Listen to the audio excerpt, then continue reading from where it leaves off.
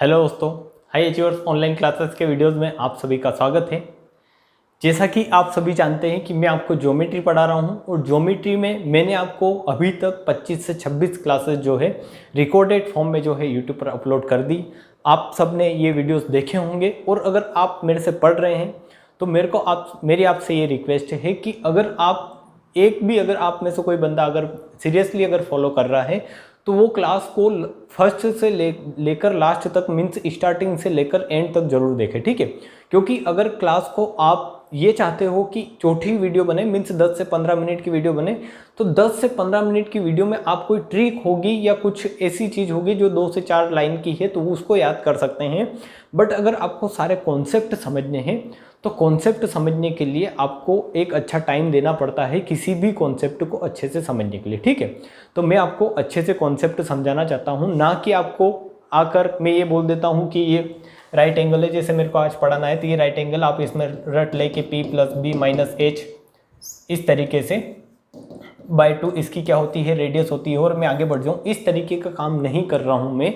अगर मेरे को इस तरीके का काम करना है तो ये आप समझ सकते हैं कि 10 से 15 मिनट के वीडियो में आपको अच्छे से बता सकता हूं। बट आपको मैं विद द कॉन्सेप्ट मीन्स सारे कॉन्सेप्ट बता रहा हूं और उस पर बेस्ड में आपको प्रैक्टिस करवा रहा हूं, तो आपको थोड़ा पेशेंस रखना पड़ेगा। आपको क्लासेस 30 से 40-50 मिनट की क्लासेस अगर होती है तो उनको देखना पड़ेगा, ठीक है। और आपको भी पता है कि 10 से 15 मिनट की क्लास देखकर आपकी नौकरी नहीं लगने वाली है। आपको अच्छे से कॉन्सेप्ट पढ़ने पड़ेंगे, कॉम्पिटिशन के हिसाब से आपको पढ़ना पड़ेगा।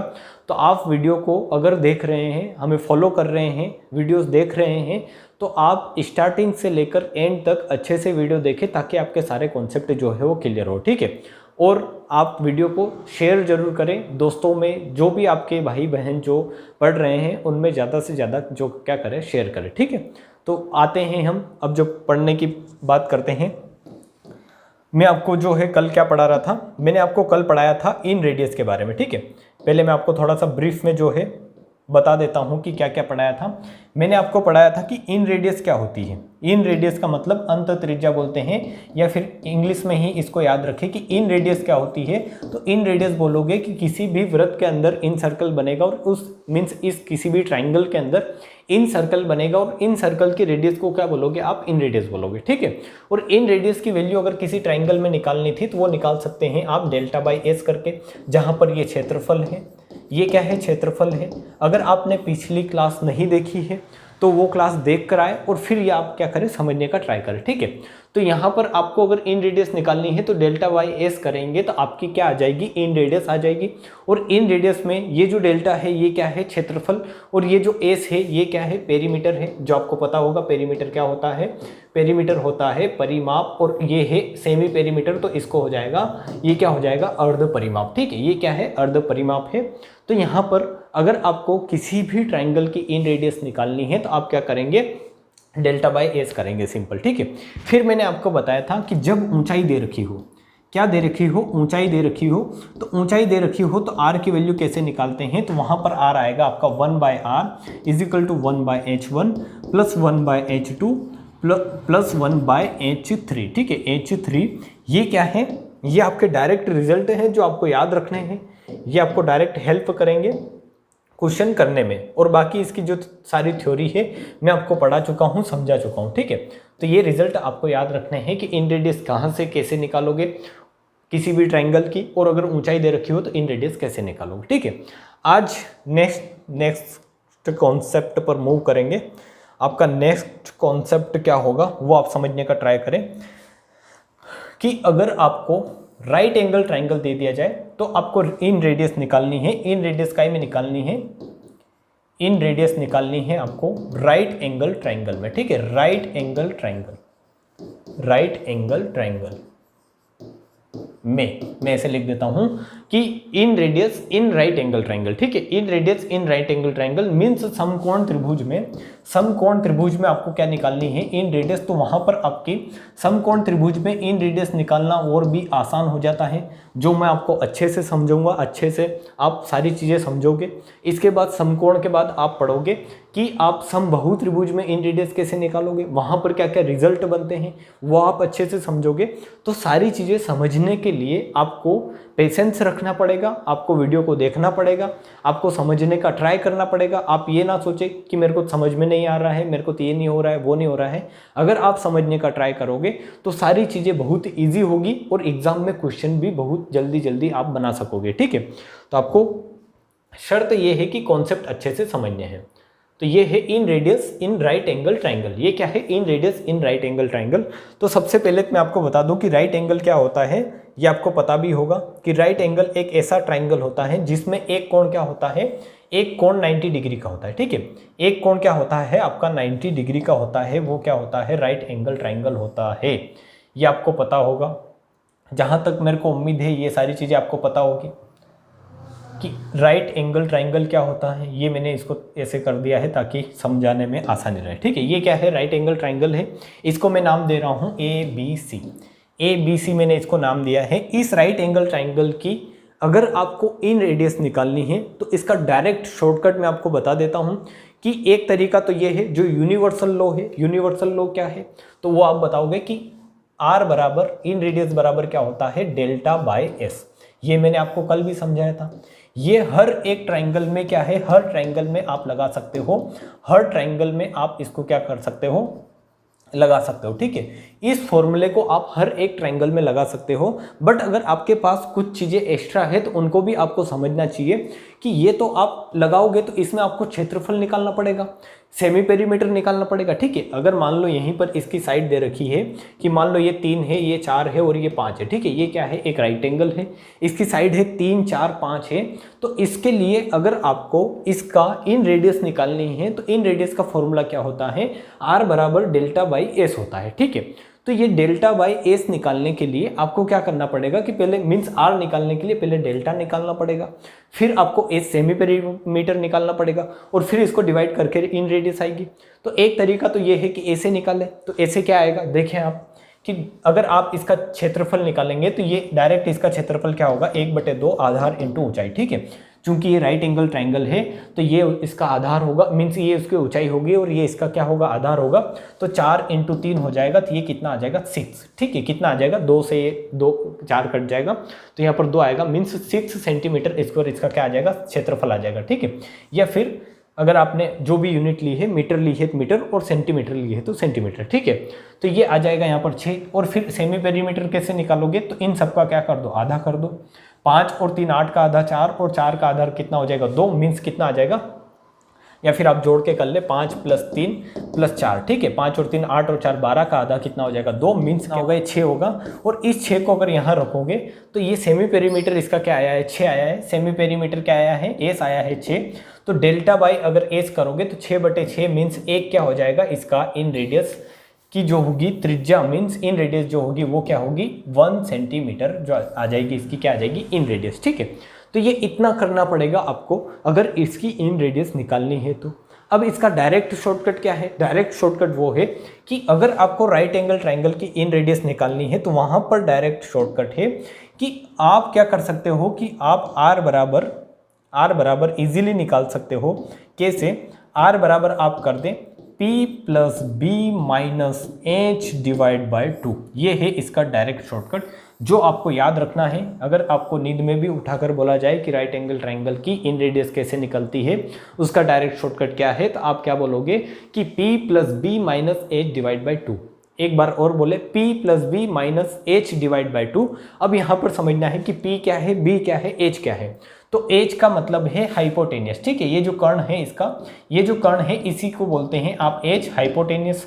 फिर अगर P की बात करूं तो ये है P परपेंडिकुलर लंब। ठीक है, P को बोलते हैं परपेंडिकुलर और इसको क्या बोलोगे आप? लंब बोलोगे हिंदी में। ठीक है, इंग्लिश में P परपेंडिकुलर, हिंदी में लंब। और ये जो B है इसको बोलते हैं बेस, तो हिंदी में क्या बोलेंगे? इसको आधार। और आप इंग्लिश में क्या बोलोगे? इसको बेस, और बेस का B लिया है। ठीक है, तो आपको क्या करना है कि लंब प्लस आधार माइनस कर्ण, लंब प्लस आधार माइनस कर्ण / 2। जैसे अगर इसी क्वेश्चन को करते हैं कि ये 3 4 5 अगर इसकी 3 4 5 अगर इसकी साइड्स है, ये राइट एंगल ट्राइंगल है, तो इसका अगर आपको क्या निकालना है? इसका अगर आपको इन रेडियस निकालना है तो आप कैसे निकालोगे? आप निकालोगे कि आप करोगे P + B। P क्या है इसका? P 4 है, B 3 है, तो आप 4 + 3 करोगे 7 आएगा, -5 करोगे आप -5 करोगे क्योंकि यहाँ क्या है -h है, तो -5 करोगे और डिवाइड बाई 2 करोगे, 2/2 होकर क्या आ जाएगा, तो ये आ जाएगा आपका 1 सेंटीमीटर। मीन्स जो आपने ये किया था यहाँ से पूरा डेल्टा बाई एस करके, तो इसमें आपने पहले क्या निकाला, इसमें आपको क्या निकालना पड़ा, पहले इसमें आपको पहले डेल्टा निकालना पड़ा, फिर आपने एस निकाला, फिर आपने ये जो है इन रेडियस बताई। बट डायरेक्ट शॉर्टकट अगर आपको पता है तो आप ये कैलकुलेशन अपने माइंड में भी कर सकते हो, ठीक है। इसमें आपको लिखने की जरूरत भी नहीं है। 4 + 3 7 करोगे, -5 करोगे, 2 बचेगा, 2/2 करके आप 1 बता दोगे कि इसकी जो इन रेडियस होगी वो क्या होगी, 2 होगी, ठीक है। इसकी जो इन रेडियस आ जाएगी वो क्या आ जाएगी, 2 सेंटीमीटर आ जाएगी। कितने आ जाएगी, 2 सेंटीमीटर। मीन्स इन रेडियस जो आ जाएगी वो कितनी आ जाएगी आपकी, 1 सेंटीमीटर। 1 सेंटीमीटर, क्योंकि 2/2 करोगे कितना आएगा, 1 आएगा, सॉरी, ठीक है, 2 नहीं, कितनी आएगी, 1। तो ये चीज़ आपको समझ में आई होगी कि समकोण त्रिभुज की इन रेडियस आप कैसे निकालोगे, ठीक है। अगर ये आपको समझ में आया है तो मैं इसके कुछ कॉन्सेप्ट और आपको अच्छे से समझाना चाहूँगा कि समकोण त्रिभुज में कुछ कॉन्सेप्ट और होते हैं। ये लिख ले, समकोण त्रिभुज की क्या है, ये समकोण त्रिभुज की इन रेडियस, ठीक है, इन रेडियस ये है आर, ठीक है, ये है समकोण त्रिभुज की इन रेडियस का फॉर्मूला।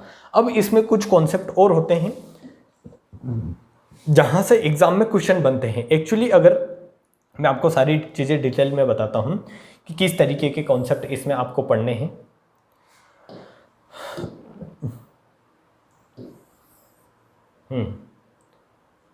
ये कॉन्सेप्ट आपको अच्छे से समझने हैं जो अब मैं पढ़ा रहा हूँ। अभी तक तो फॉर्मूले वाली बात थी, जो भी मैंने अभी तक समझाया आपको सारा फॉर्मूला बेस्ड जो था, ये सब जो था फॉर्मूले वाली बात थी कि आपको इन रेडियस कैसे निकालनी है। बट अगर अब आपको यहाँ पर कुछ कॉन्सेप्ट मीन्स कुछ रिलेशन बनते हैं इसके लंब केंद्र और इसके अंत केंद्र में, ठीक है।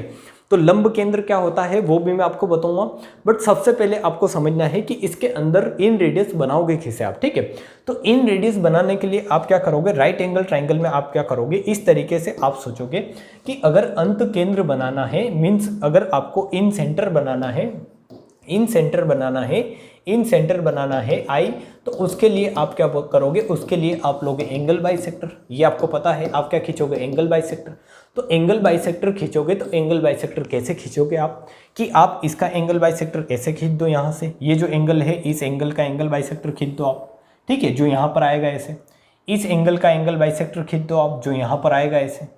और इस एंगल का एंगल बाइसेक्टर खींच दो आप, जो यहाँ पर मिलेगा ऐसे, इस तरीके से, ठीक है। तो आपको दिखेगा, आपको क्या दिखेगा कि यहाँ पर एक आप ये जो इन रेडियस है, मीन्स ये जो इन सर्कल है, मीन्स इन सेंटर है, ये क्या है, अंत केंद्र है। इस अंत केंद्र पर आप एक सर्कल ड्रॉ कर सकते हो, ठीक है। क्या कर सकते हो, सर्कल ड्रॉ।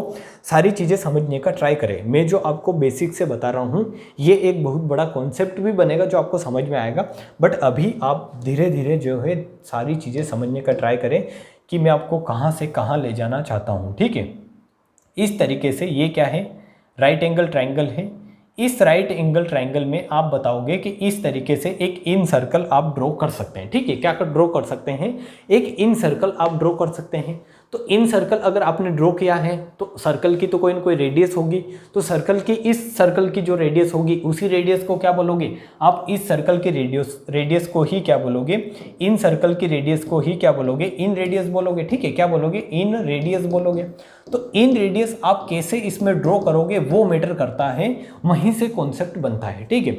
तो इन रेडियस अगर आपको ड्रॉ करनी है तो आप देखोगे कि यहाँ से इस लाइन से यहाँ पर अगर आपने एक परपेंडिकुलर ड्रॉ कर दिया, मीन्स एक ऐसी लाइन ड्रॉ कर दी जो इस लाइन के साथ क्या कर रही है, 90 डिग्री एंगल बना रही है, तो वो क्या कहलाएगी, इसकी इन रेडियस कहलाएगी। इसकी क्या कहलाएगी, रेडियस। मीन्स इस सर्कल की क्या कहलाएगी, रेडियस, त्रिज्या कहलाएगी, ठीक है।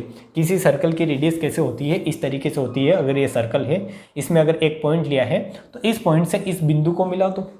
मीन्स अगर ये सेंटर पॉइंट है, ये अगर इसका केंद्र है, सर्कल का क्या है, केंद्र है, तो इस केंद्र से इसकी परिधि को मिलाने पर ही क्या आता है आपका, इस केंद्र से परिधि को मिलाने पर क्या आता है, तो केंद्र से परिधि पर मिलाने पर जो आपका आता है वो क्या आता है, रेडियस आता है। अगर इस रेडियस पर इस तरीके से आप टेंजेंट खींचते हो, इस तरीके से अगर आपने एक क्या खींचा है, एक टेंजेंट लाइन। टेंजेंट लाइन का मतलब क्या है, एक स्पर्श रेखा, ठीक है। क्या खींची है आपने, एक स्पर्श रेखा खींची है। तो इस स्पर्श रेखा और इस रेडियस के बीच में हमेशा कितना एंगल बनता है, 90 डिग्री एंगल बनता है। और ये मैं आपको इसके जो बेसिक मीन्स इसकी जो शुरुआत वीडियो थी, पहली वीडियो जो थी, फर्स्ट वीडियो, उसमें आपको बता चुका हूँ, ठीक है। तो आप बोलोगे कि यहाँ पर क्या होगा, यहाँ पर क्या होगा कि इस केंद्र बिंदु से आपने इसकी परिधि को मिलाया, तो यहीं पर एक इस पे टेंजेंट भी है जो क्या है, BC है। तो इस टेंजेंट BC और इस इन रेडियस R के मध्य जो एंगल बनेगा वो कितना बनेगा, तो वो आप बता दोगे, वो बनेगा 90 डिग्री। उसी तरीके से यहाँ पर भी एक एंगल बनेगा 90 डिग्री। तो आप बोलोगे ठीक है, यहाँ पर भी एक एंगल बनेगा 90 डिग्री, और ये भी क्या होगा, R होगा, क्योंकि ये भी क्या होगी, इस सर्कल की रेडियस होगी। तो ये भी R है। अगर आप यहाँ पर देखेंगे अच्छे से, यहाँ पर देखेंगे तो ये अगर इतनी डिस्टेंस अगर आपकी R है, तो ये जो डिस्टेंस है यहाँ से यहाँ तक, ये भी क्या होगी, ये भी R होगी, क्योंकि जितना ऊंचा ये है उतना ही ऊंचा ये है, ठीक है, ऐसा आप बोल सकते हैं। और अगर ये डिस्टेंस R है तो ये भी डिस्टेंस जो होगी ये भी क्या होगी, R होगी। मीन्स आपको कॉन्सेप्ट क्या याद रखना है कि राइट एंगल ट्राइंगल में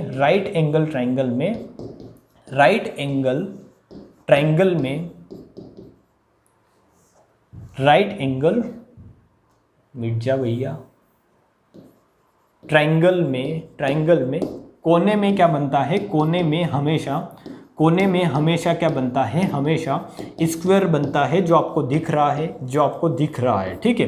क्या दिख रहा है कि ये जो स्क्वायर बना, स्क्वायर क्या होता है, सबसे पहले आपको अगर पता नहीं है पहले स्क्वायर समझे कि स्क्वायर जिसकी चारों साइड क्या हो, बराबर हो, और चारों एंगल क्या हो, 90 डिग्री के एंगल हो। तो ये तो क्या है, इस पर परपेंडिकुलर लंब है, तो ये एंगल 90 डिग्री का है।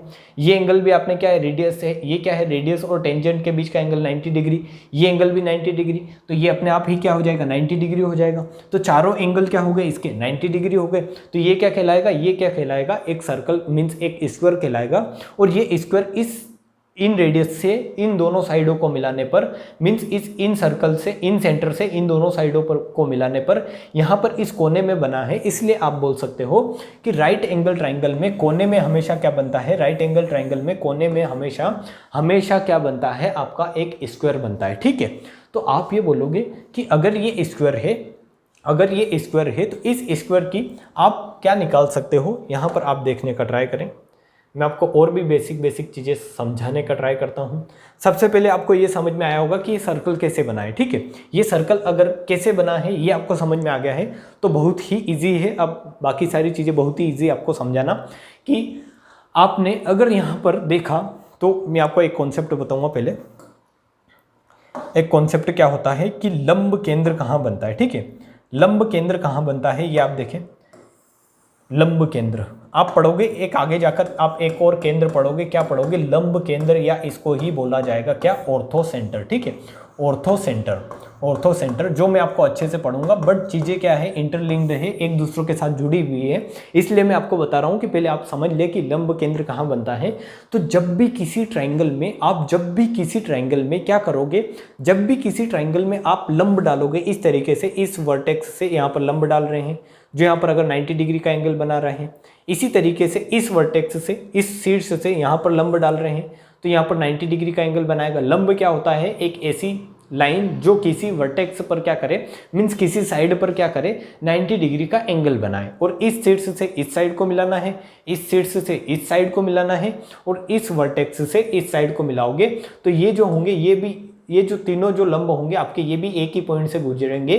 और इस पॉइंट को आप क्या बोलोगे, तो आप बता दोगे कि इस पॉइंट को आप बोलोगे क्या, लंब केंद्र, क्योंकि लंब को मिलाने पर बना है, तीनों लंब को मिलाने पर बना है, इसलिए इसको क्या बोलोगे आप, लंब केंद्र बोलोगे, ठीक है।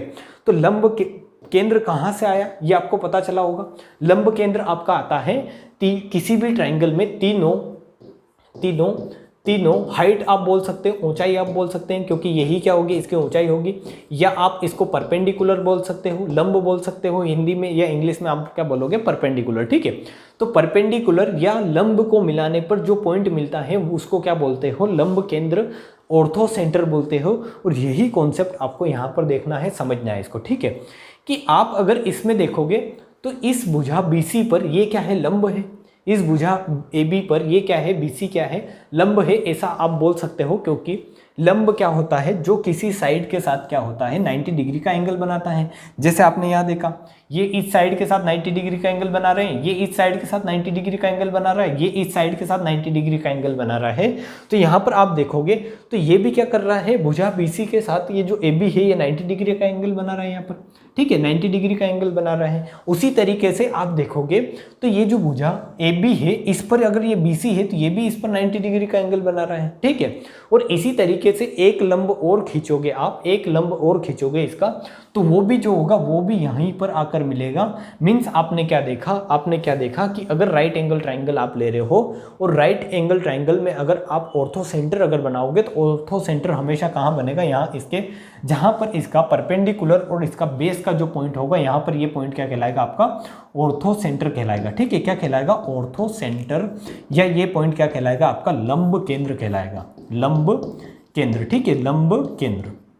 तो इसको हमेशा याद रखें आप कि लंब केंद्र कहाँ बनता है, तो राइट एंगल ट्राइंगल में लंब केंद्र इसके बेस पर, मींस इसके परपेंडिकुलर और इसका जो बेस होगा उसका ये जो पॉइंट होगा इसको क्या बोलोगे आप, लंब केंद्र बोलोगे, ऑर्थो सेंटर बोलोगे, ठीक है।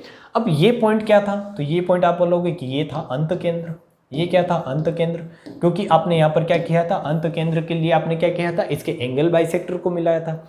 तो आप देखोगे कि ये जो दूरी है, ये जो दूरी आपको दिख रही है यहाँ पर, आप देखने का ट्राई करें, ये जो डिस्टेंस है ये क्या है, ये है इनके इस स्क्वायर के क्या है, ये डायगोनल। इस तरीके से आप देखिए कि ये जो स्क्वायर है, इस स्क्वायर का क्या है, ये डायगोनल है, और इस डायगोनल पर यहाँ पर क्या है, लंब केंद्र है, लंब केंद्र है, और इस स्क्वायर के इस पॉइंट पर क्या है, इस पॉइंट पर क्या है, अंत केंद्र है, ठीक है, अंत केंद्र है। तो एग्जाम में क्वेश्चन कैसे बनता है वो आप देखें कि एग्जाम में इस पर बेस्ड क्वेश्चन कैसे बनता है कि आपसे पूछेगा कि इस राइट एंगल ट्राइंगल में लंब केंद्र और अर्थ मीन्स ऑर्थो सेंटर के बीच की, मीन्स लंब केंद्र और अंत केंद्र के बीच की क्या बताओ आप, डिस्टेंस बताओ, ठीक है, क्या बताओ, दूरी बताओ। तो आप वो इजीली बता सकते हैं। कैसे, आपको पता है सारी चीज़ें कि ये भी क्या है, R है, ये भी क्या है, R है, ये भी क्या है, R है, और ये भी क्या है, साइड R है। क्यों है R? क्योंकि आपने देखा कि ये स्क्वायर आपने यहाँ से उठाकर मैंने इसको बड़ा करके यहाँ बनाया है, जिसमें ये साइड आ रही, ये साइड आ रही, ये साइड आ रही, ये साइड आ रही। R कहाँ से आया, तो ये भी क्या है, इन रेडियस है, ये भी क्या है, इन रेडियस है, और ये भी इसके इक्वल हो जाएगा और ये साइड इसके इक्वल हो जाएगी। तो ये क्या बनेगा, स्क्वायर बनेगा, और स्क्वायर में चारों साइड समान होती है। और स्क्वायर का अगर आपको डायगोनल निकालना है तो आप अच्छे से निकाल सकते हैं, आपने अगर अच्छे से पढ़ा है तो। स्क्वायर का डायगोनल कैसे निकालेंगे, तो उसके लिए आपको क्या करना है कि ये अगर 90 डिग्री एंगल बन रहा है यहाँ पर, तो आप इसमें क्या लगा दोगे, पाइथागोरस प्रमेय, जिसमें ये साइड आ रहे, ये साइड आ रहे, तो ये विकर्ण आप इजीली निकाल सकते हो कि R square plus R square बराबर क्या लगा दोगे आप, ये जो विकर्ण आपने माना है कि ये क्या है, लंब केंद्र और ऑर्थो केंद्र के बीच की दूरी अगर मान लो डी मान रहे हो, तो इसको क्या कर दे आप, डी का स्क्वायर कर दे। ये डिस्टेंस आप डी मान ले तो इसको क्या करोगे, डी का स्क्वायर।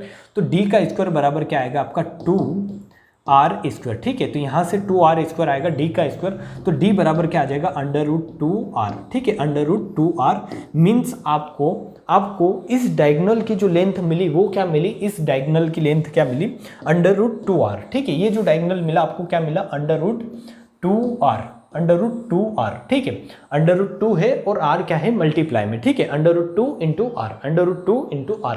तो आप देखोगे कि ये √2 × r क्या है, एक्चुअली आपने जो डायगोनल निकाला ये क्या है, ये इस राइट एंगल ट्राइंगल में लंब केंद्र, इस लंब केंद्र और इस ऑर्थो मीन्स इस इन सेंटर, ऑर्थो सेंटर और इन सेंटर के बीच की क्या है, दूरी है। तो जब आपसे एग्जाम में क्वेश्चन पूछा जाए, जब आपसे एग्जाम में क्वेश्चन पूछा जाए इस तरीके से राइट एंगल ट्राइंगल देकर कि इसमें लंब केंद्र और ऑर्थो केंद्र के बीच की दूरी बताओ, लंब केंद्र मीन्स ऑर्थो केंद्र क्या, लंब केंद्र और इन आपका अंत केंद्र, ठीक है, बोलने में थोड़ा वो हो रहा है, लंब केंद्र और आपका अंत केंद्र के बीच की अगर दूरी पूछी जाए तो आप बता दोगे कि राइट एंगल ट्राइंगल में हमेशा आपके माइंड में पूरी पिक्चर जो है इस तरीके से बन जानी चाहिए, जो मैंने आपके यहाँ बनाई है इस तरीके से बन जाएगी कि राइट एंगल ट्राइंगल में क्या होता है, कोने में स्क्वायर बनता है, बेस और परपेंडिकुलर जहाँ मिलते हैं वहाँ पर क्या बनता है, तो वहाँ पर ऑर्थो सेंटर बनता है, बीच में सेंटर में आप बता दोगे कि ये जो इन सेंटर होगा यहाँ पर होगा, और ये जो कोने में बनेगा ये क्या बनेगा, इसका क्या बनेगा, स्क्वायर बनेगा। और स्क्वायर की जो डायगोनल होता है यही क्या कहलाता है,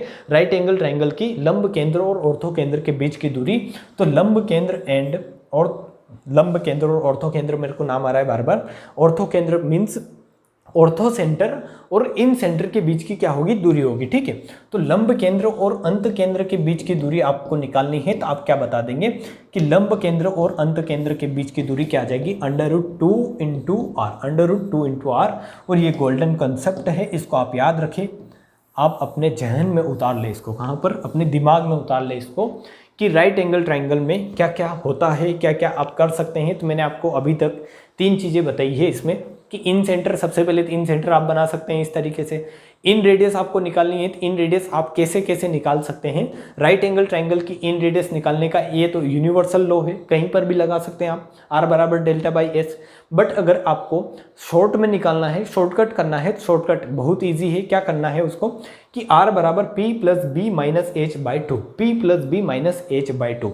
जैसे यहाँ पर 3 है या 4 है या 5 है, तो 3 4 5 है, तो आपने देखा कि 3 + 4 7 - 5 2/2 किया, तो क्या आ गया, 1 सेंटीमीटर आपके आ गई, और इतना झमेला आपको नहीं करना पड़ा। ठीक है, फिर मैंने आपको बताया है, ये जो है ये इंपॉर्टेंट है, कि राइट एंगल ट्राइंगल में कोने में हमेशा क्या बनता है, स्क्वायर बनता है। ठीक है, कोने में स्क्वायर बनने का मतलब क्या है, कि जब आप इसका अंत केंद्र खींचोगे, तो जो रेडियस होगी उस रेडियस को मिलाकर, ये जो रेडियस होगी इस स्क्वायर की क्या होगी, साइड होगी, और इस रेडियस को मिलाकर आप कोने में क्या बना सकते हो, एक स्क्वायर बना सकते हो। क्योंकि रेडियस जो होती है उसकी क्या होती है, लेंथ, हर एक पॉइंट मीन्स इसके इस ये परिधि से यहाँ केंद्र तक की दूरी ये भी आर होगी, इस परिधि से केंद्र तक की दूरी ये भी आर होगी। तो इस तरीके से आपने देखा कि ये आर है, ये आर है, तो ये साइड भी आर हो जाएगी और ये साइड भी आर हो जाएगी। तो ये कोने में क्या बन जाएगा, आपका स्क्वायर बन जाएगा। और इस स्क्वायर का जो डायगोनल होगा वो क्या होगा, लंब केंद्र और अंत केंद्र के बीच की दूरी √2 इंटू आर होगा। ठीक है, √2 इंटू आर। जैसे अगर आपसे इस क्वेश्चन में पूछा जाता है, यहाँ पर इस क्वेश्चन में पूछा जाता कि आपको ये 3 4 5 अगर एक समकोण त्रिभुज देकर, या इसकी जगह ऐसे ले, या फिर इसको छेड़छाड़ नहीं करते हैं। ठीक है, इसी तरीके से रखते हैं कि 3 4 5 एक समकोण त्रिभुज आपको दे दिया, और आपसे पूछा गया कि इस समकोण त्रिभुज में लंब केंद्र और अंत केंद्र के बीच की दूरी बताओ। तो आप क्या सोचते हैं कि लंब केंद्र और अंत केंद्र कैसे बनेगा, कि वो बनेगा ऐसे, यहाँ पर एक स्क्वायर बनेगा राइट एंगल ट्राइंगल में। ठीक है, जहाँ पर ये अंत केंद्र होगा, ये लंब केंद्र होगा, और ये दूरी क्या कहलाएगी इसकी, ये क्या कहलाएगी इसकी, लंब केंद्र और अंत केंद्र के बीच की दूरी। तो ये क्या होती है, हमेशा ये होती है √2 इंटू आर। तो ऐसे आपको ड्रॉ करने की जरूरत नहीं है, आपको जस्ट ये निकालना है कि आर क्या होगा। तो जैसे आपको पता चला कि यहाँ पर आर क्या है, 1 सेंटीमीटर है, तो आप क्या कर देंगे, आर की वैल्यू 1 रखेंगे, तो √2 क्या हो जाएगा, इसके लंब केंद्र और अंत केंद्र के बीच की दूरी। ठीक है, तो आपको एक कॉन्सेप्ट ये भी पता चला है कि लंब केंद्र और अंत केंद्र के बीच की दूरी निकालने के लिए राइट एंगल ट्राइंगल में लंब केंद्र और अंत केंद्र के बीच की दूरी निकालने के लिए आपको जस्ट क्या नहीं पता होना चाहिए, आर पता होना चाहिए। और अगर आपको जैसे दे रखा है कि 4 दे रखा है, तो √2 का इसमें जस्ट मल्टीप्लाई करेंगे, तो ये क्या आ जाएगी, लंब केंद्र और अंत केंद्र के बीच की दूरी। ठीक है, ये कॉन्सेप्ट आपको समझ में आया होगा। जहाँ तक मेरे को उम्मीद है आपको सारी चीज़ें अभी तक जो मैंने बताई है ये समझ में आई होगी। ये अगर समझ में आई है तो आप क्वेश्चन को इजीली कर लेंगे। क्वेश्चन किसी भी तरीके से अब बन जाए, आपको इससे ज़्यादा हार्ड क्वेश्चन नहीं दे सकता एग्जामिनर। ठीक है, इसको ही अपडेट करके कुछ उल्टा सुल्टा वो बना सकता है, बट इससे ज़्यादा जो है अच्छा क्वेश्चन, मतलब आप ये ट्राई करें कि आप अगर किसी ऐसे एग्ज़ाम की तैयारी कर रहे हैं 10th या स्टैंडर्ड लेवल की, तो वहाँ पर इससे ज़्यादा अच्छा क्वेश्चन नहीं आ सकता है 10th 12th लेवल पर। ठीक है, तो ये है एक आपको मैंने जो है ओवरव्यू करवा दिया है सारा, कि इस तरीके से आप जो है क्वेश्चन को कर सकते हैं, और ये जो है इसके सारे क्या है कॉन्सेप्ट है। ठीक है, अगर आपको यहाँ पर ये कन्फ्यूज़न हो कि आपने यहाँ पर 2 ही जो है ये लेकर 2 ही रेडियस ली इस राइट एंगल सर्कल की, और ये बना दिया, तो इसकी एक रेडियस और होगी, वो कहाँ पर होगी, इस तरीके से यहाँ पर। ठीक है, यहाँ पर। ठीक है, आप ये एक रेडियस यहाँ पर ये भी बना सकते हैं, बट इसकी यहाँ पर कोई ज़रूरत थी नहीं, इसलिए मैंने यहाँ पर नहीं बनाया। ठीक है, मैं आपको बिल्कुल भी कंफ्यूज नहीं करना चाहता था, इसलिए मैंने इसके साथ छेड़छाड़ नहीं किया है। तो इस तरीके से मैंने आपको अभी तक जो है चीज़ें सारी समझाने का ट्राई किया है, वो आपको समझ में आई होगी। और अगर आपको समझ में आई है तो आप इनको देखें, इनका स्क्रीनशॉट लें, और अब अपन बढ़ते हैं आगे नेक्स्ट कॉन्सेप्ट की तरफ। नेक्स्ट कॉन्सेप्ट क्या है, राइट एंगल ट्राइंगल मैंने आपको अच्छे से बता दिया है, सारी चीज़ें मैंने आपको समझा दी है। अब आप आएंगे कहाँ पर, अब आप आएंगे समबाहु त्रिभुज। क्या होगा, समबाहु त्रिभुज। समबाहु त्रिभुज, सबसे पहले आपके माइंड में पिक्चर बन जानी चाहिए कि समबाहु त्रिभुज अगर बोल रहा हूं तो समबाहु त्रिभुज होता क्या है। ठीक है, मैंने अगर बोला है, लिखा है समबाहु त्रिभुज, तो आपके माइंड में ये पिक्चर बन जानी चाहिए कि समबाहु त्रिभुज क्या होता है, जिसकी तीनों साइड बराबर होती है, जिसमें तीनों एंगल बराबर होते हैं, उसी को क्या बोलोगे, समबाहु त्रिभुज बोलोगे। ठीक है, अब इसमें आपको इसके साथ क्या करना है, खेलना है। जैसे अभी अपन ने राइट एंगल ट्राइंगल के साथ खेला है, उसी तरीके से इसके साथ भी आपको खेलना है। ठीक है, आपको अगर बोरिंग सा लगने लगा है तो आप अच्छे से पानी पिए, थोड़ा मूड फ्रेश करें और फिर से आकर ये जो है पढ़ने का ट्राई करें। अगर आप कंटिन्यू करेंगे, वहीं पर अगर आपको थोड़ा बहुत दिक्कत आई है समझ में, तो ये बिल्कुल भी समझ में नहीं आएगा। इसलिए आप थोड़ा घूम फिर कर आएँ और फिर इसको पढ़ने का ट्राई करें। ठीक है, तो अगर समबाहु त्रिभुज आपको, अगर मैं इस तरीके से एक ट्राइंगल बनाता हूँ, समबाहु त्रिभुज बनाना है अपन को, क्या बनाना है, समबाहु त्रिभुज। ठीक है, तो ये अगर समबाहु त्रिभुज है, क्या है ये समबाहु त्रिभुज, और इसमें अगर आपको इन रेडियस का फंडा पढ़ना है तो मैं यहाँ लिख देता हूँ, समबाहु त्रिभुज में क्या पढ़ना है आपको, अंत त्रिज्या, या ये थोड़ा ज़्यादा ही हिंदी हो जाता है तो इसको इंग्लिश में लिखेंगे इन रेडियस। ठीक है, इन रेडियस, इसको ही हिंदी माने इन रेडियस पढ़नी है। कहीं में समबाहु त्रिभुज में आपको क्या पढ़नी है, इन रेडियस। तो आप देखेंगे कि समबाहु त्रिभुज क्या होता है, डेफिनेशन से आपको पता चलेगा कि समबाहु त्रिभुज एक ऐसा त्रिभुज होता है जिसमें तीनों ही साइड क्या होती है, इक्वल होती है, और तीनों ही एंगल क्या होते हैं, इक्वल होते हैं। अगर इसकी ये साइड ए है तो ये साइड भी क्या होगी, ए होगी, और ये साइड भी क्या होगी, ए होगी, क्योंकि क्या है, समबाहु त्रिभुज है, तीनों साइड बराबर होगी और तीनों ही एंगल क्या होंगे, 60-60 डिग्री के होंगे। ठीक है, आपको पता चलेगा अगर आपने अच्छे से समझा है, बचपन में थोड़ी बहुत भी पढ़ाई की है, तो आपको ये चीज़ें माइंड में आ जाएगी। ठीक है, कि तीनों ही एंगल 60-60 डिग्री के होते हैं और तीनों साइड क्या होती है, बराबर होती है, जो मैंने मानी है ए मानी है। ठीक है, अब आप यहाँ पर एक कंडीशन में आपको दे रहा हूँ कि अगर इसमें आप परपेंडिकुलर ड्रॉ करेंगे, इस समबाहु त्रिभुज में आप अगर परपेंडिकुलर ड्रॉ करेंगे इस तरीके से, यहाँ पर परपेंडिकुलर क्यों ड्रॉ कर रहा हूँ, सारी चीज़ें आपको धीरे धीरे जो है समझ में आ जाएगी। ठीक है, तो आप पेशेंस बनाए रखें और परपेंडिकुलर ड्रॉ कर लें। इस तरीके से मैंने क्या किया है, एक परपेंडिकुलर ड्रॉ किया है जिसमें ये एंगल क्या है, 90 डिग्री एंगल है, ये एंगल क्या है, 90 डिग्री एंगल है। तो ये एंगल 90 डिग्री है, तो आप बता देंगे कि ये एंगल भी कितना होगा, तो ये एंगल भी 90 डिग्री होगा, क्योंकि एक बेस पर हमेशा कितना बनता है, 180 डिग्री का कोण बनता है, जिसमें से अगर ये 90 है तो ये भी 90 होगा। ठीक है, तो इस तरीके से आपने क्या किया, हम एक समबाहु त्रिभुज लिया जिसमें एक परपेंडिकुलर ड्रॉ किया। तो आपने देखा कि आपने इस तरीके से यहाँ पर परपेंडिकुलर ड्रॉ किया तो आपको एक वैल्यू मिलेगी। अब देखें यहाँ पर कुछ आपको अगर दिख रहा है तो आप देखने का ट्राई करें, वरना मेरे को आपको बताना है कि ये क्या है, 90 डिग्री, ये 60 डिग्री। तो इसका अगर इस ट्राइंगल यहाँ पर दो त्रिभुज बनेंगे। ठीक है, कितने त्रिभुज बनेंगे, एक त्रिभुज बनेगा आपका ए बी, और अगर ये पॉइंट में लेता हूँ, ये साइड ए है, ये साइड जो है वो ए है, और ये पॉइंट मैंने क्या लिया है, ये पॉइंट अगर डी लेता हूँ तो एक त्रिभुज बनेगा ए बी डी, और एक त्रिभुज क्या बनेगा आपका, एक त्रिभुज बनेगा ए डी सी। और ये शायद मैंने आपको सर्वांग समता में भी अच्छे से बताया है। ठीक है, वहाँ पर भी अच्छे से समझाया है, बट यहाँ पर भी मैं एक बार और आपको समझाऊंगा कि ये जो त्रिभुज, दोनों त्रिभुज होंगे, ये क्या होंगे, आपके सर्वांग सम होंगे। सर्वांग सम का कैसे, मतलब कि ये 90 डिग्री आएगा इसमें, ये 60 डिग्री एंगल है, तो यहाँ पर ये जो एंगल बचा होगा, ये जो इतना वाला एंगल होगा, ये कितना होगा, तो आप बता देंगे 30 डिग्री। 90 60 30 180 डिग्री। और इस ट्राइंगल में देखेंगे तो ये भी कितना आएगा, 30। मीन्स इन दोनों त्रिभुज के तीनों ही कोण क्या आ गए, बराबर आ गए, 90 60 30 90 60 30। तो ये दोनों त्रिभुज के दोनों ही एंगल बराबर हैं, और इनकी साइड के रेशियो भी क्या है, बराबर है। ये साइड ए है तो ये साइड ए है, तो ये क्या हो गए, दोनों सर्वांग सम होंगे। मीन्स ये जो दोनों ट्राइंगल होंगे सर्वांग सम होंगे। ठीक है, अब आपको इसमें समझना है, ये सारी चीज़ें आपको पता चल गई है, सर्वांग समता अच्छे से पढ़ी है तो वहाँ पर भी मैंने समझाई है। ठीक है, अब आप देखोगे कि आपने अगर इस तरीके से यहाँ पर अगर परपेंडिकुलर डाला है, तो आपको क्या देखना है कि इस त्रिभुज में, ये जो समबाहु त्रिभुज होता है, मैं स्टेटमेंट लिख देता हूँ कि समबाहु त्रिभुज में सारे ही जो आपके सेंटर होते हैं, सारे सेंटर मीन सारे केंद्र जो होते हैं वो कहाँ होते हैं, एक ही बिंदु पर होते हैं। ठीक है, एक ही बिंदु पर होते हैं। आप बोलोगे ये क्या बला लिखी है, ये बला मैं आपको समझाने वाला हूँ, अभी थोड़ी देर में आपको समझ में आएगी सारी चीज़ें। मैंने आपको जब सेंटर्स ऑफ ट्राइंगल पढ़ाना स्टार्ट किया था तो मैंने आपको बताया था कि इन सेंटर बनता है, सरकम सेंटर बनता है, आपका ऑर्थो सेंटर बनता है, जो मैंने आपको थोड़ी देर पहले अभी समझाया है, और आपका जो बनता है क्या बनता है, केंद्रक। ठीक है, तो केंद्रक जो हमेशा बनता है, या फिर स्टेप बाय स्टेप समझाता हूं कि अगर अंत केंद्र बन रहा है तो वो कहाँ बनेगा, अंत केंद्र बनेगा एंगल बाइसेक्टर को मिलाने पर, एंगल बाइसेक्टर को मिलाने पर। तो आप देखोगे कि एंगल बाइसेक्टर को मिलाने पर क्या बनता है, अंत केंद्र बनता है। तो ये जो लाइन है ये तो एंगल बाइसेक्टर है।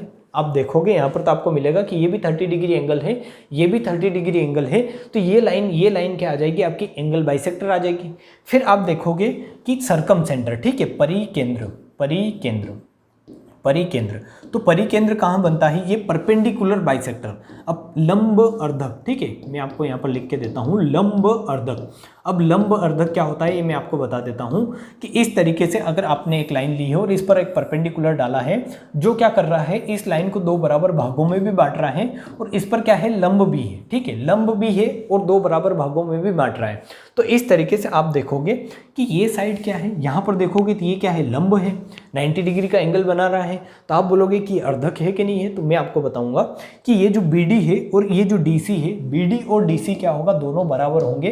BD और DC दोनों की वैल्यू क्या होगी, बराबर होगी। आप ये कॉपी में नोट डाउन कर लें कि BD बराबर क्या होगा, DC होगा। कैसे होगा ये मैं आपको समझाता हूँ।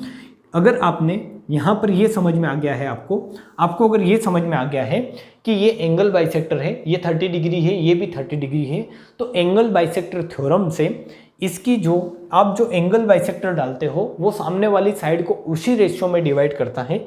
इधर लेकर समझाता हूँ मैं आपको।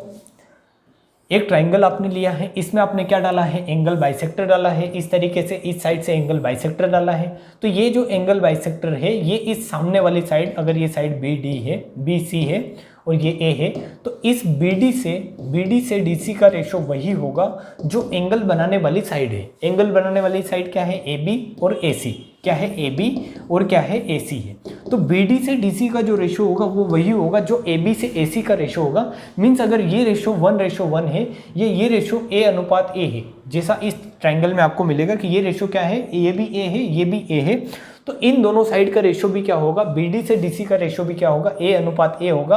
तो आपको यहाँ पर मिलेगा कि अगर A अनुपात A का मतलब क्या है, A अनुपात A का मतलब क्या है कि 1/1, ठीक है, 1/1 मीन्स अगर ये रेशो 1:1 है तो ये रेशो भी क्या आएगा आपका, 1:1 आएगा, ठीक है, क्या आएगा, 1:1। तो आप यहाँ पर आओगे तो आप देखोगे कि ये रेशो क्या आया, 1:1 आया। मीन्स अगर ये साइड 1 है तो ये साइड भी 1 है, मीन्स ये दोनों साइड बराबर आ गई। तो इस एंगल बाइसेक्टर ने ये जो भुजा BC थी इसको क्या कर दिया, बराबर दो भागों में बांट दिया। इसलिए आप इसको बोल दोगे कि यही साइड क्या होगी, मीडियन भी होगी। मीडियन क्या कहलाती है आपकी, मीडियन क्या होती है, तो आप बता दोगे मीडियन एक ऐसी लंबाई होती है जो किसी साइड को क्या करती है, किसी साइड को दो बराबर भागों में बांटती है। तो यही साइड आपकी क्या होगी, सबसे पहले तो ये होगी एंगल बाइसेक्टर, जो मैंने आपको समझा दिया है, एंगल बाइसेक्टर लिख रहा हूँ मैं इसको। यही साइड आपकी क्या हो जाएगी, मीडियन हो जाएगी, जो अभी आपको पता चला मीडियन हो गई। मीडियन कैसे हुई, क्योंकि ये एंगल बाइसेक्टर इस साइड को उसी रेशो में डिवाइड करेगा जिस रेशो में एंगल बनाने वाली साइड है। तो एंगल बनाने वाली साइड का रेशो क्या है, 1:1, मतलब A/A मीन्स 1:1। तो ये इस BD से DC का रेशो भी 1:1 होगा। अगर टोटल पूरी जो ये BC है ये अगर A है तो 2 की वैल्यू अगर A है तो ये जो BD से DC का रेशियो आएगा ये क्या आएगा, मीन्स ये जो BD से DC आएगा ये क्या आएगा, A/2, आधा इधर और आधा इधर, ठीक है। तो ये है कि BD से DC जो होगा ये भी क्या हो जाएगा, बराबर हो जाएगा। तो आप बोलोगे कि इस साइड ने इस भुजा BC को दो बराबर भागों में बांटा है, इसलिए ये क्या कहलाएगी, इसकी मीडियन कहलाएगी। फिर मैंने आपको अभी मैं बता रहा था कि परिकेंद्र कहाँ बनता है, परिकेंद्र जहाँ लंब अर्धक मिलते हैं। तो आप देखोगे कि ये जो है, ये जो एंगल बाइसेक्टर है इस साइड को दो बराबर भागों में बांट रहा है और इस पर परपेंडिकुलर भी है, लंब भी है। तो ये तो क्या हो गया, लंब भी हो गया और अर्धक भी हो गया, इसलिए इसको क्या बोलोगे आप, लंब अर्धक भी बोलोगे, लंब अर्धक भी बोलोगे, ठीक है। और लंब अर्धक से कौन सा सेंटर बनता है, लंब अर्धक से बनता है परिकेंद्र। और मीडियन से कौन सा सेंटर बनता है, मीडियन से बनता है केंद्रक, ठीक है। अब आपका एक सेंटर और बचा है, वो क्या बचा है, लंब केंद्र। तो आप देखोगे ये लंब तो ऑलरेडी है, अगर लंब ऑलरेडी है तो इस पर लंब केंद्र भी बनेगा। तो ये साइड आपकी लंब है, इसलिए यहाँ पर क्या बनेगा आपका, लंब केंद्र भी यहीं पर बनेगा, ठीक है।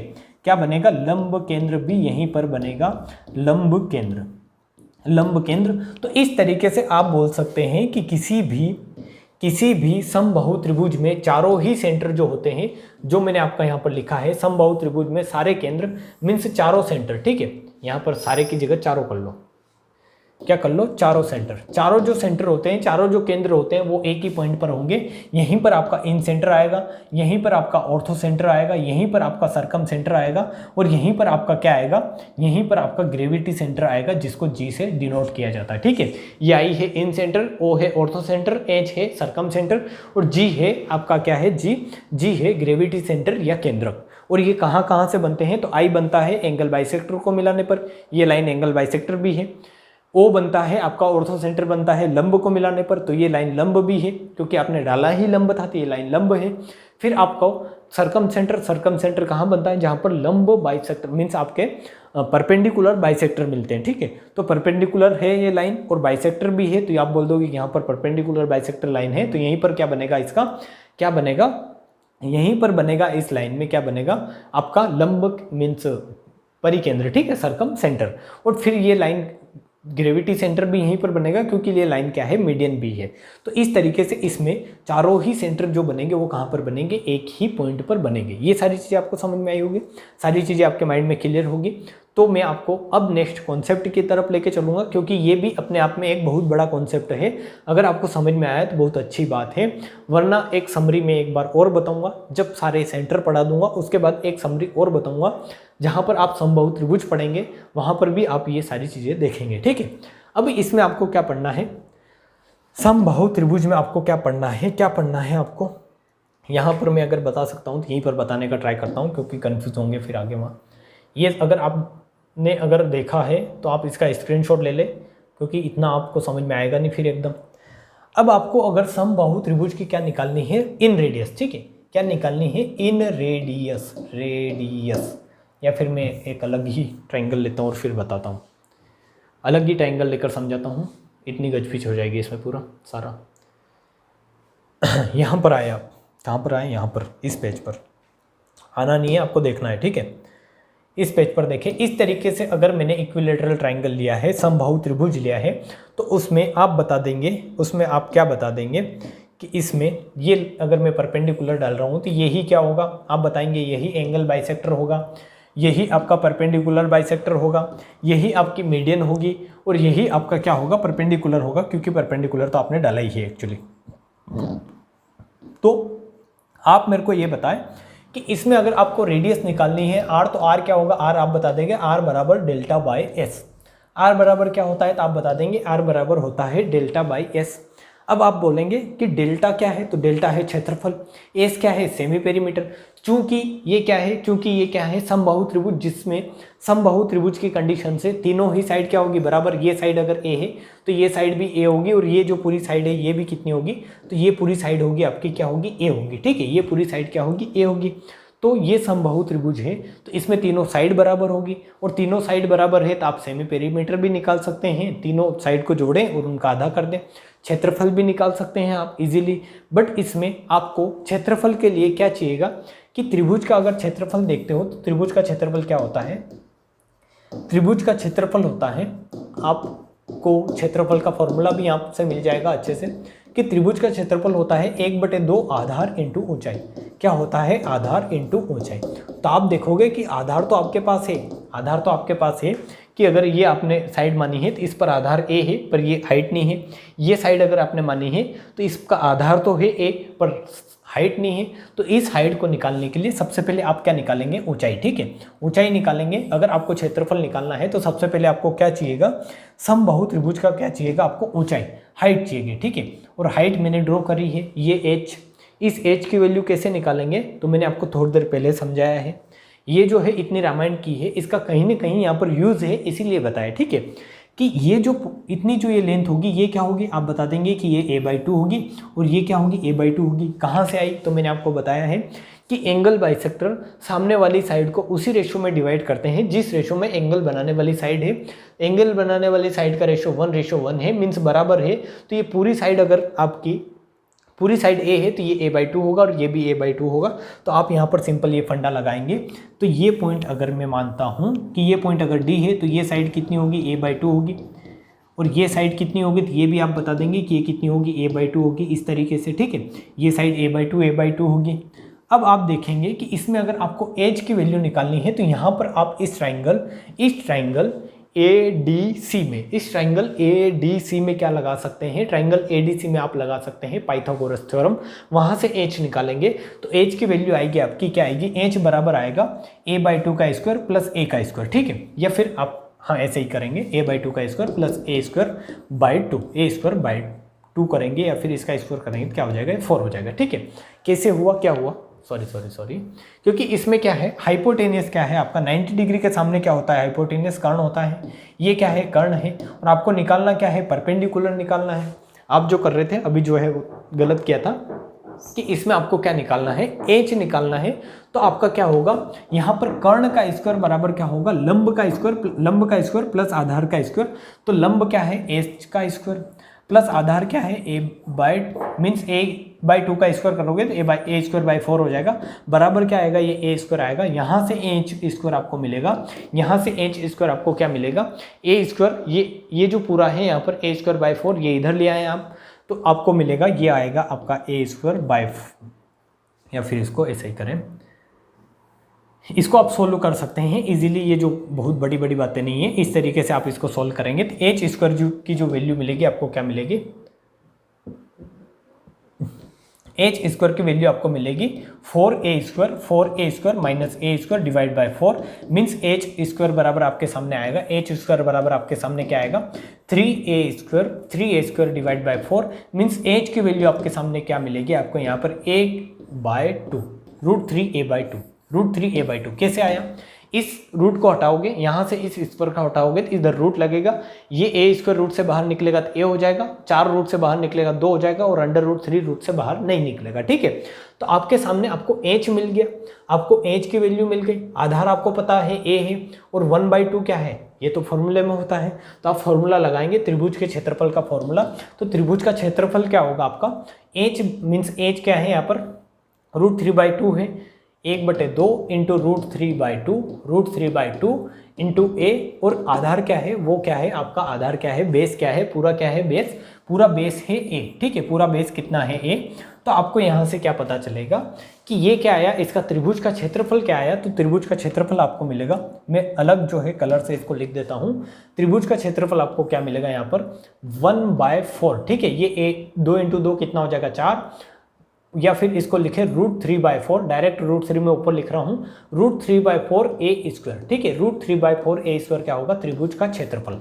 कैसे आया, उसके लिए मैंने आपको क्या बताया कि त्रिभुज का अगर क्षेत्रफल निकालना है, समबाहु त्रिभुज का अगर आपको क्षेत्रफल निकालना है तो आपको पहले हाइट निकालनी है, हाइट आपने निकाल ली, हाइट निकालने के बाद आपको क्या करना है, जस्ट 1/2 आपको कर देना है इंटू आधार इंटू ऊंचाई, 1/2 इंटू आधार इंटू ऊंचाई क्या होता है, त्रिभुज का क्षेत्रफल का सिंपल फॉर्मूला होता है, वो आपने निकाला तो आपके पास क्या आ गया, क्षेत्रफल आ गया। अब आपको चाहिए क्या, एस चाहिए, तो एस की वैल्यू कैसे आएगी, तो एस आपके पास आ जाएगा 3a डिवाइड बाई 2 कहाँ से आया, ये आप कर सकते हैं, इसमें बहुत मैंने जो है कोई कॉन्सेप्ट नहीं लगाया है, क्या किया है मैंने, a+a+a त्रिभुज की तीनों साइड को जोड़ा है और डिवाइड बाई 2 किया है, ठीक है। तो अब आपको रेडियस के लिए दोनों ही कंडीशन पता है, आपको दोनों ही चीज़ें पता है, क्या पता है, आपको क्षेत्रफल भी पता है, आपको सेमी पेरीमीटर भी पता है, अर्ध परिमाप भी पता है, तो आप इजीली निकाल लेंगे। इजीली क्या निकाल लेंगे आप, रेडियस जो क्या आएगी आपकी √3/4 a स्क्वायर डिवाइड बाय क्या हो जाएगा आपका 3a डिवाइड बाई 2, ठीक है, 3a डिवाइड बाई 2 क्या हो जाएगा आपका, ये क्या हो जाएगा रेडियस, इन रेडियस मीन्स इस ट्राइंगल इक्विलेटरल ट्राइंगल की इन रेडियस। तो यहाँ से आप देखेंगे कि ये जो है √3/4 या फिर इस 2 से ये 4 कटेगा 2 टाइम जाएगा ये, ठीक है, उस √3 से इस 3 को काटेंगे तो √3 कटेगा, और इस a से 1 को काटेंगे तो ये क्या बचेगा आपका, ये बचेगा a/2√3, ठीक है, a/2√3। आप इसको सोल्व करके देखें, अगर आपको a से काटने में प्रॉब्लम हो रही है तो इसको सोल्व करके देखें। मैंने क्या किया है, इसको अगर जस्ट ऊपर भेजोगे आप तो 2 ये क्या होगा 3a, ठीक है, मतलब 2/√, ये क्या होगा 2/3a होगा, मीन्स ये a से आएगा। मैं इसको करके बता देता हूँ आपको, ताकि आपको प्रॉब्लम ना रहे, आपको समझ में नहीं आया होगा यहाँ से, मेरे को जहाँ तक उम्मीद है आपको समझ में नहीं आया होगा, ठीक है। तो मैं आपको इसको समझा ही देता हूँ कि अगर इसको आप उल्टा करेंगे तो ये क्या होगा √3/4 a स्क्वायर इंटू 2/3a तो इससे ये 2 बार कटेगा, यहाँ पर 2 आएगा, इस ए से ये ए कट जाएगा, और इस √3 से इस 3 को काटोगे तो √3 बार कटेगा। मीन्स ये ऊपर ए बचा है और नीचे क्या बचा है 2√3। ऊपर ए बचा और नीचे क्या बचा है 2√3। मीन्स अगर आपको इक्विलेटरल ट्राइंगल की समबाहु त्रिभुज की इन रेडियस निकालनी है, आर निकालनी है, तो आर की वैल्यू कैसे आएगी, a/2√3 करके आर की वैल्यू आप इजीली निकाल सकते हैं। ठीक है, कैसे, a/2√3 करके। क्या करना है आपको, a/2√3। क्या करना है आपको, a/2√3। मैं सारा जो यहाँ पर मैंने किया है ये निकालने के लिए मैं ये एक बार रफ कर रहा हूँ, क्योंकि इसकी आपको अब जरूरत है नहीं। आपके पास क्या मिली है, इन रेडियस क्या मिली है आपको, इन रेडियस जो मिली है वो क्या मिली है, आर बराबर क्या मिली है, a/2√3। अब आप देखें कि ये तो है, आप खुद से भी कर सकते थे। ठीक है, a/2√3 आप खुद से भी निकाल सकते थे। अगर आप थोड़ा सा अगर माइंड लगाते हैं तो आप ये निकाल सकते हैं। क्या करना था कि इसका क्षेत्रफल निकालना था और परिमाप से इसको डिवाइड करना था, तो आपकी रेडियस आ जाती। बट अब आपको यहाँ पर समझना क्या है कि इसकी रेडियस और उसकी हाइट में, आपने अगर हाइट देखी हो थोड़ी देर पहले मैंने जो मिटाई नहीं उसके पहले, तो हाइट इसकी क्या आई थी, √3/4। √3/4 क्या आई थी, a। √3/4 क्या आई थी इसकी, यार √3/4 नहीं, √3/2। ठीक है, √3/2 इंटू a क्या आई थी, इसकी हाइट आई थी। ये जो हाइट आई थी ये कितनी आई थी आपकी, आई थी √3/2 इंटू a आपकी हाइट आई थी। और अगर आप इसकी हाइट और इसकी रेडियस में अगर आप रिलेशन देखेंगे, तो अगर इसकी हाइट को आप क्या करते हैं, डिवाइड बाई 3 करते हैं। ठीक है, मैं h/3 कर रहा हूँ, तो आप यहाँ से देखेंगे कि ये होगा √3/2 इंटू ए डिवाइड बाई, इसको क्या कर दे, या 1/3, इसके 1/3 का क्या कर दे, गुणा कर दे। तो इस 3 से √3 को काटोगे, मीन्स इस 3 को काटोगे, तो ये क्या होगा, a/2√3 आएगा। मीन्स इस समबाहु त्रिभुज की हाइट को h/3 करने पर, मीन्स हाइट में अगर 3 का भाग देते हैं तो आपका क्या मिलता है, आपको क्या मिलता है, रेडियस मिलती है। इक्विलेटरल ट्राइंगल की क्या मिलती है, इन रेडियस मिलती है। ठीक है, तो अगर आपको यहाँ से एक कॉन्सेप्ट अपने माइंड में क्लियर रखना है कि अगर आपको मैं ये दे देता हूँ कि इस इक्विलेटरल ट्राइंगल की हाइट मान लो क्या है 33 है, तो आप ये मेरे को ये बताओ कि इसकी रेडियस बताओ, इन रेडियस बताओ, तो आप डायरेक्ट क्या कर देंगे, h/3। मीन्स इसकी इन रेडियस क्या होगी, 33/3, 11 जो हो जाएगी इसकी इन रेडियस हो जाएगी। ठीक है, 11 क्या हो जाएगी इसकी इन रेडियस। अब ये कॉन्सेप्ट आपको यहाँ से समझ में आना जरूरी है। मैंने आपको क्या बताया है कि इसकी हाइट क्या होती है, √3/2 a होती है। फिर मैंने क्या किया, हाइट में 3 का भाग दिया। मैंने भाग इसलिए दिया कि कुछ निकल जाए, कुछ निकल के आ जाए आपके सामने रिलेशन। तो आपने भाग दिया तो आपके सामने रिलेशन क्या निकल के आया कि इसमें अगर 3 का भाग दिया तो ये क्या बन गया, ये बन गया इन रेडियस। क्या बन गया, ये इन रेडियस। अब इन रेडियस आपने ऐसे निकाली थी पूरा झमेला करके, वो क्या आई थी, a/2√3, और h में 3 का भाग देने पर भी a/2√3 आई। मीन्स अगर समबाहु त्रिभुज की आपको हाइट पता है तो आप इन रेडियस निकाल लेंगे। कैसे, जस्ट उसका क्या कर देंगे, h बाई क्या कर देंगे 3। अगर हाइट आपको पता है h, तो h/3 करने पर आपको क्या मिलती है, इन रेडियस मिलती है। आपके माइंड में ये फिक्स होना चाहिए, क्लियर होना चाहिए। ठीक है, और ये आपको समझ में आया होगा। इसको आप लिखें कि अगर ऊंचाई/3 करते हैं, ऊंचाई/3 करते हैं तो क्या आता है, इन रेडियस आता है, इन रेडियस आता है। ठीक है, क्या आता है, समबाहु त्रिभुज की अंत त्रिज्या आती है, इन रेडियस आती है। किसकी आती है, समबाहु त्रिभुज की। ये आपके सामने सारी चीज़ें जो हैं क्लियर हो गई होगी। अब आपको इसमें और भी कुछ चीज़ें समझनी है, मैं आपको यहाँ पर समझा के आता हूँ ताकि आपको क्लियर रहे माइंड में सारी चीज़ें। आर बराबर आपका यहाँ पर ये जो प्रूफ है ये मैं मिटा रहा हूँ। ठीक है, ये प्रूफ जो मैंने बताया ये मैं मिटा रहा हूँ। डायरेक्ट आप याद रखें कि आर बराबर क्या है, a/2√3 आया है। ठीक है, आर बराबर क्या है आपका, a/2√3। तो आर आपका कहाँ मिलेगा, इस तरीके से यहाँ पर आपका आर मिलेगा। और मैंने आपको बताया है आर का मतलब क्या है, मीन्स जो आपका आई जो मिलेगा, यहाँ पर क्या मिलेगा, आई मिलेगा, आपका ओ मिलेगा, एच मिलेगा आपका, और क्या मिलेगा आपको, क्या मिलेगा, जी। ये मैंने क्या लिखे हैं तो आप बता देंगे। ये चारों सेंटर है जो आपको यहाँ पर मिलेंगे, और ये जो लेंथ होगी ये क्या होगी आपकी, आर होगी। ठीक है, यहाँ से इन सेंटर से, चूँकि ये समबाहु त्रिभुज है इसलिए लंब डाला है, तो ये इस तरीके से सर्कल बनाओगे तो यही क्या होगी आपकी आर होगी। और ये जो ऊपर जो ये लेंथ मिलेगी आपको, ये जो लेंथ होगी ये क्या होगी, इसको आप बोलोगे क्या, कैपिटल आर या सरकम रेडियस। ठीक है, क्या बोलोगे, सरकम रेडियस। क्योंकि आपकी जो सरकम रेडियस होती है वो क्या होती है, आपका जो सरकम सेंटर होता है। सरकम सेंटर कैसे बनता है, सरकम सेंटर आपको मैं बता देता हूँ थोड़ी देर में। मतलब थोड़ा सा कॉन्सेप्ट जो है आपको समझ में आ जाएगा कि इस तरीके से अगर आपने लंब डाला है यहाँ पर, इस साइड पर अगर ये लंब डाला है आपने, और इस साइड पर अगर आपने लंब डाला है, और ये क्या है परपेंडिकुलर भी है, इन दोनों साइडों को बराबर भागों में भी बांट रहा है, तो ये जो तीनों लंब जहां पर मिलेंगे वहां पर क्या बनता है आपका, क्या बनता है, सरकम सेंटर, ठीक है, परिकेंद्र बनता है, परिकेंद्र। और परिकेंद्र में अगर आपको, परिकेंद्र में अगर किसी भी परिकेंद्र में आपको सरकम सेंटर की, मतलब परिकेंद्र में आपको परिवृत्त, ठीक है, क्या क्या बोलेंगे उसको, परिवृत्त की अगर आपको रेडियस निकालनी है तो रेडियस कैसे आती है, जैसे आपने यहाँ पर एक परिवृत्त, अंदर नहीं होगा ये बाहर होगा, सॉरी, ठीक है, ये क्या होगा, बाहर होगा, ठीक है, इस तरीके से ये बाहर होगा, इसमें बाहर बनेगा, ये जो बनेगा इसका सरकम सेंटर, ठीक है, क्योंकि परिवृत्त है, अंत केंद्र साथ अंदर बना था, परिवृत्त है, मतलब परिकेंद्र है, तो ये जो बनेगा परिवृत्त, परिवृत्त, ठीक है, सरकम सेंटर, इंग्लिश में ही बोलना अच्छा रहेगा, सरकम सेंटर क्या बनेगा, इस ट्रायंगल के बाहर बनेगा। तो इसकी अगर रेडियस देखोगे तो रेडियस इस तरीके से होगी, ठीक है, ये इस तरीके से, यहाँ पर ये इस तरीके से, यहाँ पर ये इस तरीके से। तो रेडियस आपने देखा कि अगर ये एक ही लाइन, सारा कुछ है यहाँ पर, यही लाइन आपका एंगल बाइसेक्टर है, यही इसका सरकम सेंटर बन रहा है, यहीं पर आपका ऑर्थो सेंटर है, यहीं पर ग्रेविटी सेंटर है, इसी लाइन पर। तो ये जो होगा ये क्या होगा इसका, यहाँ से इस पॉइंट से ये जो दूरी होगी ये क्या होगी, आर होगी, इस पॉइंट से ये दूरी होगी ये क्या होगी, आर होगी, और इस पॉइंट से ये दूरी होगी ये क्या होगी, आर होगी। अभी अगर थोड़ी देर के लिए आपको समझ में नहीं आ रहा है तो इसको छोड़ दे कि ये आर क्या होता है। आर क्या होता है, एक माइंड में आप ये याद रखें कि आर क्या होता है, सरकम रेडियस होती है, इतना माइंड में याद आप रखें, ठीक है। तो इस सरकम रेडियस, इसकी अगर लंबाई आप निकालना चाहेंगे तो ये कैसे आती है, सरकम रेडियस एक्चुअली अगर आप समबाहु त्रिभुज में देख रहे हैं तो ये जो मीडियन होती है, यहाँ पर आए, सारे ही कॉन्सेप्ट इंटरलिंक्ड है, इसलिए मेरे को बताना पड़ेगा कि ये जो आपकी जो मीडियन होती है, ये मीडियन किसी भी इस तरीके से, ये पॉइंट कहाँ पर होगा, थोड़ा नीचे होगा इस तरीके से यहाँ पर, ठीक है। तो मीडियन जो होती है, आप यहाँ पर आपका जो ग्रेविटी सेंटर जो होता है वो मीडियन को 2:1 के रेशियो में बांटता है, ठीक है। इस तरीके से अगर यहाँ पर ग्रेविटी सेंटर बना है, केंद्रक बना है, सेंट्रोइड बना है, क्योंकि सारे ही पॉइंट एक ही जगह होंगे, तो यही क्या होगा, इसका इन रेडियस होगा, यही इसका सरकम रेडियस होगा, और यही इसका ग्रेविटी सेंटर होगा। तो ये इसको 2:1 में बांटेगा, और ये एक वाली साइड क्या होगी, आर होगी, और ये जो 2 वाली साइड होगी ये क्या होगी, कैपिटल आर होगी, ठीक है। ये आपके माइंड में रख लेना है, या फिर आपको थोड़ा सा कॉन्सेप्ट समझ लेना है। यहाँ पर आप अगर रट भी लेते हो तो कोई दिक्कत नहीं है, क्योंकि मैं आपको सारी चीज़ें जो है आगे जाके क्लियर करूँगा अच्छे से, ठीक है।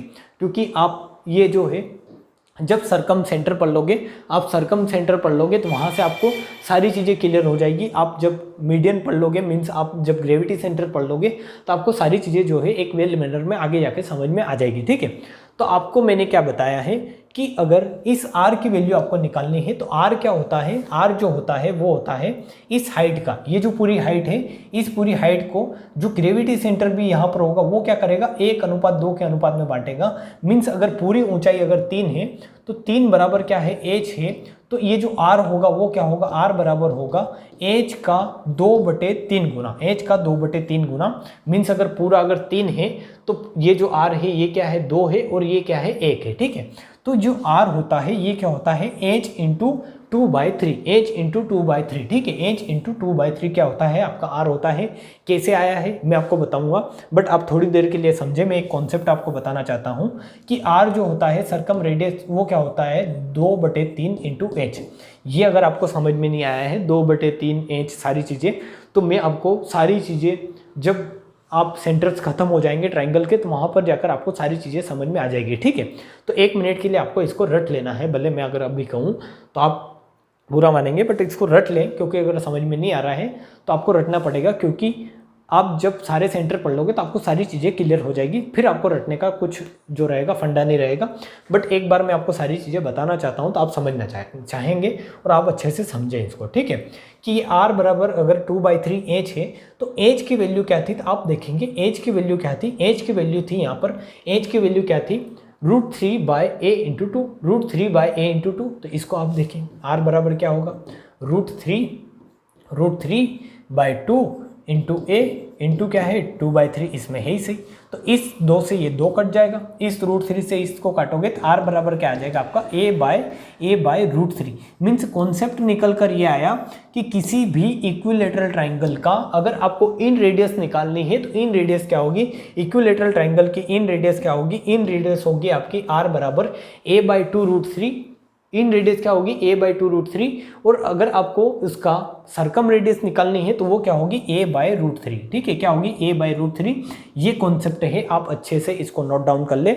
इसको बताने के लिए मेरे को सारा जमेले करने पड़े, आप इसको डायरेक्ट अभी लिख ले कि जब भी इक्विलेटरल ट्राइंगल मिले तो उसकी सरकम रेडियस क्या होती है a/√3 और इन रेडियस क्या होती है a/2√3। ठीक है, ये मैं आपको 2 से 3 बार और समझाऊंगा इसको अच्छे से, ताकि आपके माइंड में सारी चीज़ें क्लियर हो जाए। मैं आपको जब सरकम रेडियस पढ़ाऊंगा, सरकम सेंटर पढ़ाऊंगा, तब भी आपको बताऊंगा। जब आपको समबाहु त्रिभुज अच्छे से अगर पढ़ाऊंगा अलग ले जाकर, तो वहाँ पर भी आपको ये सारी चीज़ें बताऊंगा। ठीक है, तो अभी मैंने आपको एक ब्रीफ में मैं समरी दे देता हूँ क्या क्या बताया है। ये आपको माइंड में सारी चीज़ें क्लियर होंगी कि ये हाइट बाय h/3 करते हैं, h/3 करते हैं तो क्या आता है, h/3 करने पर क्या आता है आपका इन रेडियस आती है जो क्या होती है a/2√3 होती है। अगर आप h का 2/3 गुना करेंगे, h का अगर 2/3 गुना करते हैं तो आपको क्या मिलता है, आपको मिलता है परिकेंद्र की त्रिज्या। ठीक है, मीन्स आप सरकम रेडियस लिखे, इसको क्या लिखे, सरकम रेडियस। ठीक है, तो सरकम रेडियस किसी समबाहु त्रिभुज की सरकम रेडियस कैसे निकालते हैं 2/3h। इन रेडियस कैसे निकालते हैं h/3 करके। ठीक है, ये सारी चीज़ें आपके माइंड में अच्छे से क्लियर हो गई होगी। ठीक है, क्लियर हो गई होगी अच्छे से। तो अगर आपको ये सारी चीज़ें क्लियर हैं तो आप इस पर बेस्ड क्वेश्चन भी कर सकते हैं कि क्वेश्चन आता है तो आप कर लेंगे कि मान लो अगर आपको दे रखा है कि इसकी साइड अगर दे दें आपको, और या फिर इसकी हाइट दे दें, तो हाइट का आप 3 गुना करोगे, मीन्स 1/3 करोगे तो क्या मिलेगी आपको इन रेडियस मिलेगी।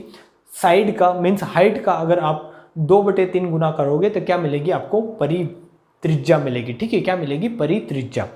और ये जो है सारे कॉन्सेप्ट आपको अच्छे से समझ में आए होंगे कि समबाहु त्रिभुज में चारों केंद्र एक ही बिंदु पर होते हैं। लंब केंद्र, परिकेंद्र तथा लंब केंद्र, हाँ परिकेंद्र, लंब केंद्र और ये चारों बिंदु है। ठीक है, ये लिख रखा है मैंने। फिर मैंने आपको क्या समझाया था कि अगर राइट एंगल ट्राइंगल है तो राइट एंगल ट्राइंगल में लंब केंद्र और अंत केंद्र के बीच की जो दूरी होती है वो क्या होती है √2r होती है।